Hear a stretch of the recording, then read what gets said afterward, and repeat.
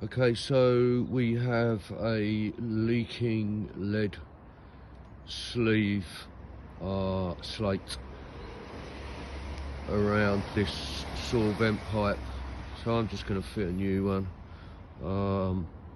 The original one was the welded stack type, but the weld is not great on it, and it's kind of depressed and sunken in like around the base. As soon as I start trying to dress that out, I fear that's going to break that weld.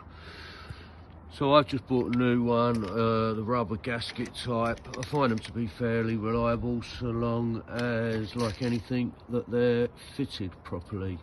So the first thing I'm going to do is make sure there's plenty of support around that pipe, because as what often happens is they sort of sink under their own weight or give way, and merely because they're not well supported.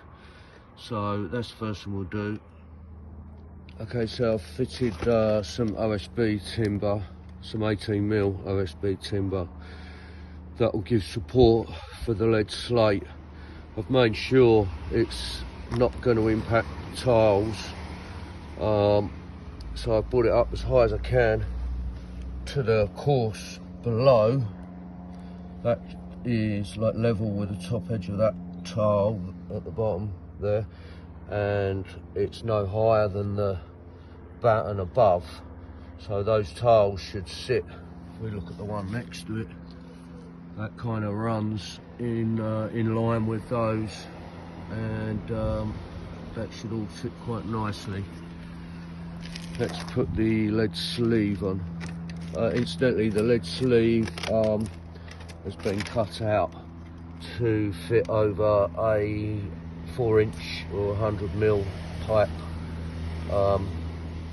Sometimes it needs a bit of lubricant but to fit, but they're going pretty easy. Okay, so now we have the sleeve fitted over the pipe.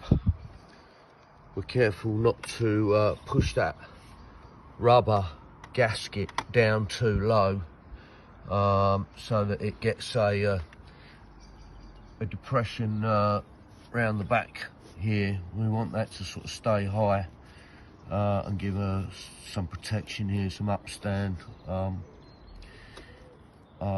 It can, if you don't have this timber in place, it can sort of sink down below the level of the lead. I mean, that's not going to happen because we've got our timber here, but nevertheless we try and keep that as high as we can. And we've put a welt on around the perimeter where it counts. That is to say, everywhere above the height of the course of tiles below. So that welt runs to a couple of inches over the top of this tile here, and also along the back, so that doesn't draw up behind there. I haven't banged that flat. I've left like a gap under here, so any water that runs in here will just run down the roof and onto this course here. And now we're ready to put the tiles back. Okay, so we have put the tiles back. We've fitted a collar over the rubber gasket there. There's various ways of doing it.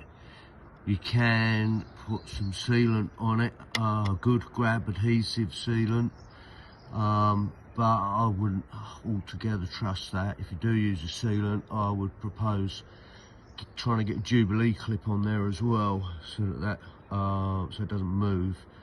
I like putting the collar on, and that's all well covered then. There's nothing getting on top of that. And then we put a cowl on top. Okay, this is not a brand new one, this, but you know, I'm all for upcycling, and that will stop any debris falling down it. You get the cowls that are